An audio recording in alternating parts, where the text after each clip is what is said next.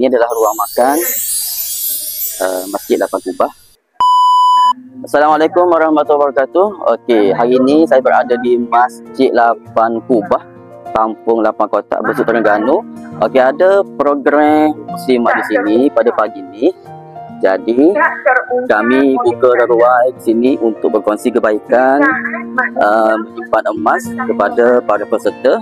Okey, jom kita tengok di dalam kawasan masjid. Jom. Okey, ini adalah ruang makan Masjid Lapan Kubah. Okey, tabung ada di sini, boleh tengok. Okey, di sana kita ada travel.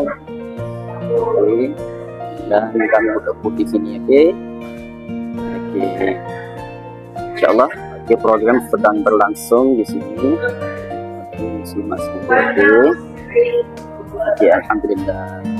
Semoga mereka yang happy pada hari ini dapat kami berkongsi kebaikan emas supaya untuk masa depan lah, insyaAllah. Okey, assalamualaikum.